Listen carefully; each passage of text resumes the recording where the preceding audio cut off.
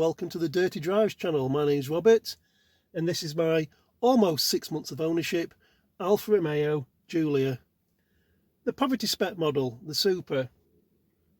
Apologies because it's been a few weeks since I last uploaded a video to the channel. But I thought after almost 6 months of ownership I'll give you a little rundown of what I think about the car. And we'll go for a little drive as well. And we might even do a little 0 to 60 run. I don't have my OBD dongle with me, I've lent it to a friend, but maybe I can do a bit of rudimentary ad hocness. Is that even a word? And if necessary, I'll just use the video editing data, time thingamajiggles, just to give us a rough idea. Because this car might have been remapped by Celtic Tuning. The mobile guy came out and might have done that a few months ago. Because it was the mobile one, and if you look online you don't get the gearbox remap with that, so the gearbox isn't any quicker, just the engine. So the Alfa Romeo Giulia, it's a 2018 on a 67 plate, petrol, 200 horsepower out the box, but it's might be running a little bit more than that. 324. And what can I say about it? I love it. Absolutely made up with it. It is, as I say, the poverty spec model, the Super. So we've got 17-inch wheels with 225 rubber. But the handling, the balance is absolutely amazing. When you look under the bonnet, it's virtually 95% of the engine is behind the front axle line. So it's a front mid-engine car, really, like a Maserati Gran Turismo, which is my dream car, by the way. That V8 noise, I've probably mentioned in a previous video, that V8 noise. Oh! So yeah, we don't get all the toys. I mean, compared to the Fabia we had beforehand, the Skoda Fabia, it's covered in tech.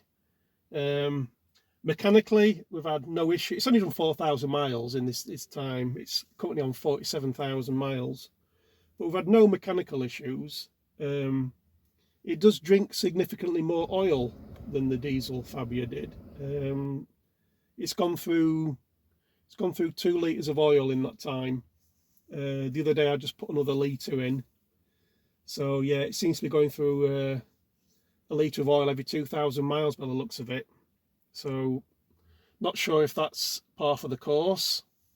When it's a cold start and I look in the mirror and the smoke's coming out, on a cold, as it's it's turning cold, I can see the smoke from the exhaust. It is pure white smoke, there's no bluiness to it at all, so I haven't got any concerns on that front. So mechanically it's been absolutely fine.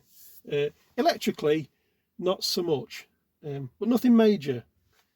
The start, I mean, I turn it off now, but the stop start, auto stop start function, it's got a mind of its own, really.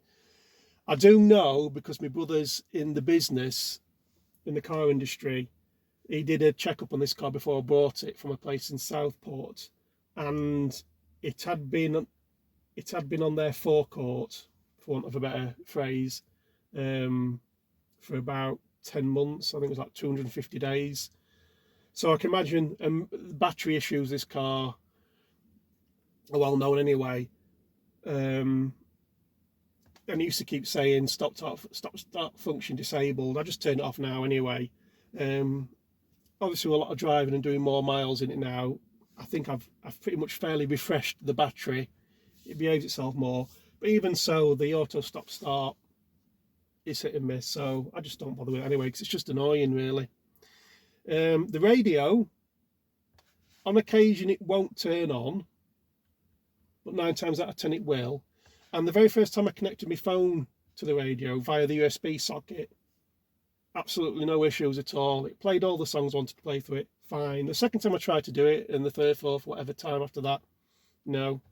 I plug the phone in, the phone says it's charging. I select share media, whatever the function is that comes up. I do that, nothing. So if I want to use any songs off my phone, I have to Bluetooth it to the radio. That works at least. So yeah, it's the Alfa Red, 200 horsepower, the poverty spec alloys, poverty spec interior, but we love it. I mean, we've got a dog, a little Jack Russell. She's an absolute nutcase. We've got a little box thing for her in the back for her to sit in, but of course she doesn't sit on it. She sits on my daughter's lap. So there's dog hairs everywhere. I've not vacuumed it out since we've got it, so it is a bit of a state, but it is the Dirty Drives channel after all. I mean, you wouldn't expect it to be clean. It's a bit filthy on the outside. I have, not that you'll be able to tell in this light with the dew on it and the dirt, but a month ago I did give it a proper clean, proper wash, clay bar, degrease, and then I used some Aerospace 303 graphene spray protectant all over the bodywork. So that should last me till next summer when I do it all again. Miles per gallon, I do the school one with my daughter, so it usually hovers around about 29, 30, because it's a relatively short distance. The car doesn't get up to temperature, and I know that's very naughty, because I think it does say in the handbook that if you do less than 4 miles or 4 kilometres in on your average journey, you got to change the oil much sooner than you would normally. So sometimes when I drop my daughter off, I will actually go for a little one just to get the engine up to temperature. Plus I want to keep that battery in good condition as well. If I do reset the trip computer and we go on a bit of a drive, I will get between 35 and 38. I can't with the missus in because she goes mental with me, but I do occasionally put it into dynamic, and I will then bury the right foot into the shag pile. Because, well, you've got to do, haven't you? It's an Alfa. I might have just previously stated, the handling is amazing. It's so well balanced. Yeah, it could do a bigger tyres for a bit of grip, but I like the street sleeper look. Obviously bigger tyres, bigger wheels. There's more unsprung weight, there's more rolling resistance. So in a straight line, that's going to very slightly negatively affect your acceleration. Let's set off for a little drive.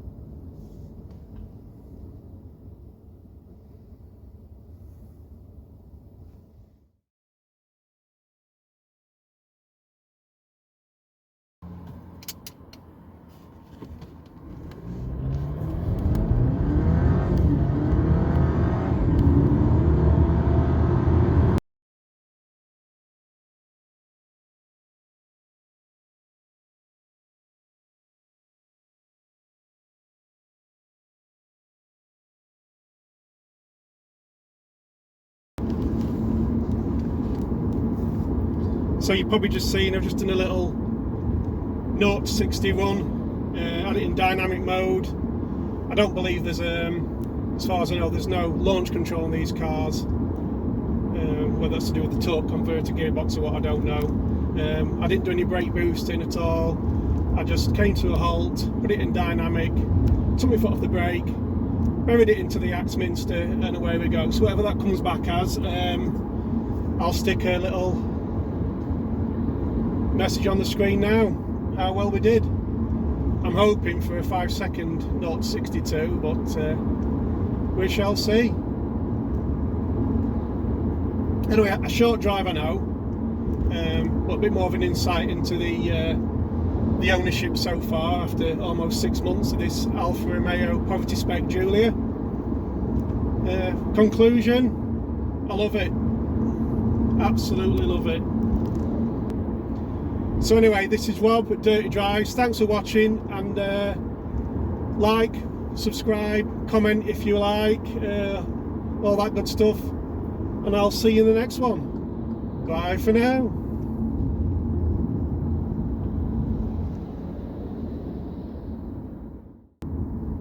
Ooh, what's that warning light? Had you going, didn't I?